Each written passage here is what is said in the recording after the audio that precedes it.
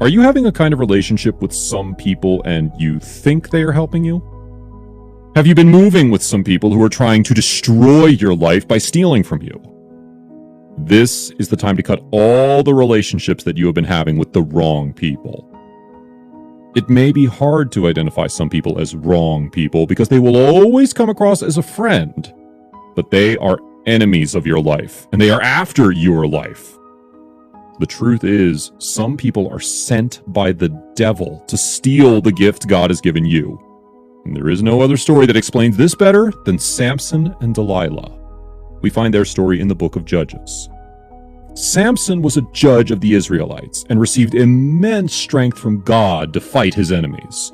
The only condition to not lose his strength was that he could not cut his hair.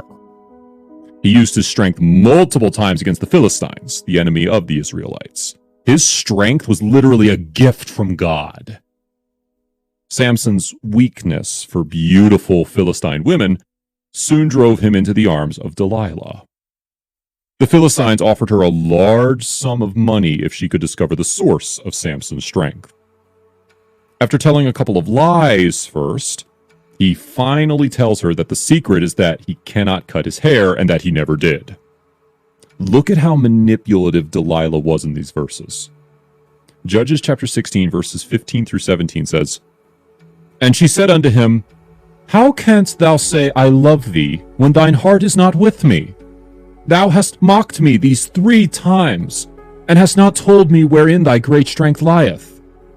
And it came to pass, when she pressed him daily with her words, and urged him, so that his soul was vexed unto death, that he told her all his heart, and said unto her, There hath not come a razor upon mine head, for I have been a Nazarite unto God from my mother's womb. If I be shaven, then my strength will go from me, and I shall become weak, and be like any other man." Now look what happened. Delilah made Samson fall asleep in her lap, and a servant cut his hair. When the Philistines came to capture him, God had left Samson and had lost the gift God gave him, which was his strength. The Philistines took him prisoner, gouged out his eyes, and forced him into prison. This reminds me of a testimony I heard of a gentleman. He used to be a devout Christian and a great prayer warrior. But he fell in love with a girl who didn't believe in God, and he decided to marry her. So, fast forward into their marriage, he said that his prayer time decreased dramatically when he was married, because any time he would pray before they went to sleep, his wife would laugh at him and ask him, "Why do you pray to an invisible man?" Over time, this really weighed on him because she would do it so often. His prayer time decreased over time. Rather than respecting her husband, she would laugh at him. Gradually over time, he stopped believing, and then fast forward decades later, circumstances in life led him back to Christ. The moral of this story is, be careful who you trust, who you hang around, who you choose. There's no way around this. If you follow the wrong people, you will lose a lot in your life. You may think they're there to make you feel better. You may think they're there to help you. I would like to break this to you. They are not there to help you. They are there to steal what God has gifted to you. These people are there to steal from you. They're there so that you can stop being a Christian. Do you want them to do this to you? Do you want them to corrupt you and send you away from the face of God? The Bible says in 1 Corinthians chapter 15, verse 33, "Do not be misled. Bad company corrupts good character." What this is telling you is that bad company will steal your good character. They will leave you with bad character. You cannot escape being bad if you follow bad people. You may say, you are the odd one among them. You may say, you don't do what they do. But I want you to know that they are gradually removing from your life. Do you want to be like Eve in your life? Do you want to be like Samson? Do you want to send yourself into suffering and pains? The devil will always send these people to you. Don't ever make the mistake that they want to come and help you. You need to look deeply into them and see the truth about them.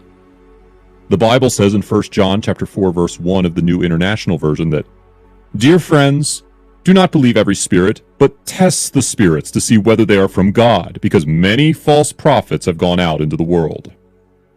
They are all over the place, and you must be able to identify them. Now the question is, how do you identify the wrong person you should never move with so they don't steal the gifts God has given you? You cannot just assume everyone is after your gifts. You cannot just feel like there are people who want to take from you, because there are people who are genuine in your life. People are there to bless you. Well, number one, they will always tell you to do the wrong things. Proverbs chapter 1, verses 10 through 16 of the King James Version says, "My son, if sinners entice thee, consent thou not. If they say, 'Come with us, let us lay wait for blood. Let us lurk privily for the innocent without cause. Let us swallow them up alive as the grave, and whole as those that go down into the pit. We shall find all precious substance. We shall fill all our houses with spoil. Cast in thy lot among us. Let us all have one purse. My son, walk not thou in the way with them. Refrain thy foot from their path, for their feet run to evil, and make haste to shed blood." If they say that they want to teach you how to commit sexual immoralities, you need to run from them. If they say they want to teach you how to make money illegally, you must run from them. They are not looking for a way to make you continue in the relationship you have with God. They just want to destroy all of that. Please run from them. 1 Corinthians chapter 5, verse 11 says, "But now I have written unto you not to keep company. If any man that is called a brother be a fornicator, or covetous, or an idolater, or a railer, or a drunkard, or an extortioner, with such one know not to eat." Number 2, pray for and ask God to reveal these people in your life. This is the most important thing to do. Most of the time, they will not come as a serpent. They will not come as a dangerous being, but you will need God to reveal to you who he has sent and who the devil has sent. Eve was in a perfect state, and she fell because of the serpent. Samson was the strongest person in the world and was manipulated by the person the devil sent in his life. You are not immune to this. I don't care who you are. You need to be watchful. Better men and women than you and I have fallen from this tactic of the enemy. The wrong people will steal your spiritual gifts. The people you associate with have a major part to play in our lives. If there is one thing that the Bible has been warning us against from the beginning of time, it is hanging out with the wrong person. Even from the beginning, what threw us into this mess we're in now is because of the wrong meeting someone had with another thing. We all know the story. It's Eve hanging out with the serpent and having a conversation that Eve should have ran away from. Maybe if she had ran, we wouldn't have been like this. And that is what many people always say. Eve lost something because she was with the wrong person. It was not like they've been having meetings many times. It was just once they talked and everything was destroyed. One meeting with that serpent, the devil, changed the trajectory of all mankind. The devil doesn't need a week or a month to ruin lives. He only needs an opportunity. God places people in people's lives to bless them. For instance, Moses and the children of Israel. During that long journey in Exodus 32, when the children of Israel decided that they had waited on God long enough and took it into their own hands to build an idol of gold, God was ready to be rid of them. He was tired of their complaints and their disobedience and was preparing to wipe them out. But Moses interceded for them, and God spared them. But once again, in Numbers 14, we read how the people refused to take on inhabitants of the land of Canaan, even though God promised them a victory. Instead, they, once again, whined and complained about God's lack of care and concern for them. However, Moses once again interceded for his people and turned away the wrath of God. Numbers chapter 14, verses 13 through 20.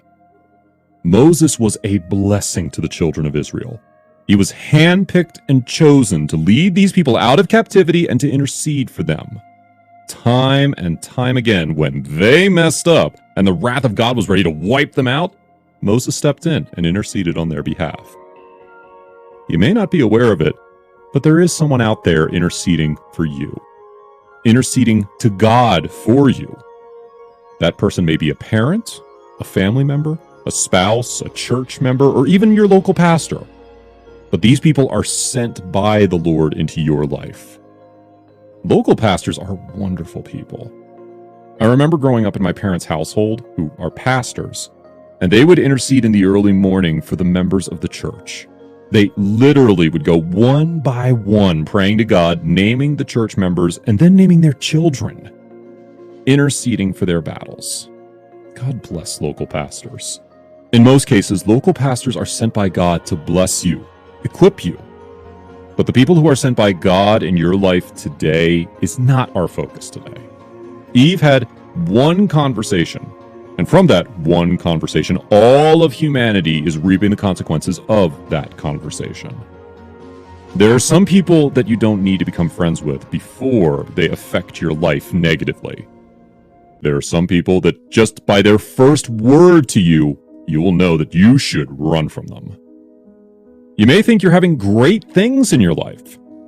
They also see those great things in your life, and that's why they've come to take it away. There are some people you will meet, and they will take away the gifts God has given you. Not every smile is genuine. Not every God bless you is genuine.